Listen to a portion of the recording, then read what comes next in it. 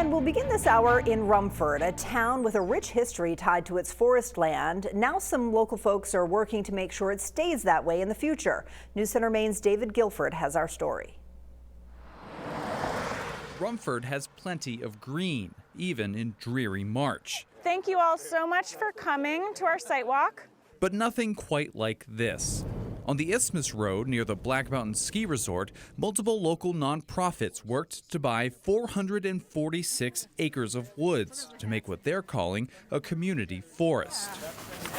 On a calm afternoon, Gabe Perkins from Inland Woods and Trails and Lynette Batt from Trust for Public Land joined local stakeholders on a walk in the woods. Right, and then white ash is more traditional.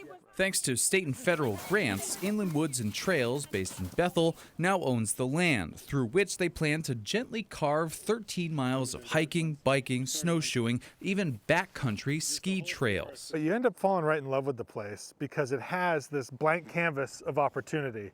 So we're kind of right in the center of an outdoor recreation hub for Western Maine. Rumford Economic Development Director George O'Keefe explained how the forest adds value to the region's recreation footprint, which includes its neighbor, Black Mountain, and strongholds like Sunday River. This forest, he said, would provide immense recreation value to locals. And as he drove us around town, he said it would complement some housing projects currently in the works. He has grown an affinity for dumpsters. The dumpsters of progress, because when you see them, there's progress. There we go. Look at that dumpster. Yeah, there we go. That's progress right there. 121 Congress Street, under renovation. It's amazing. It's especially amazing to this group because more than 15 years ago, the town permitted the previous owner of the forest to build a massive housing development. 257 lots. Yeah.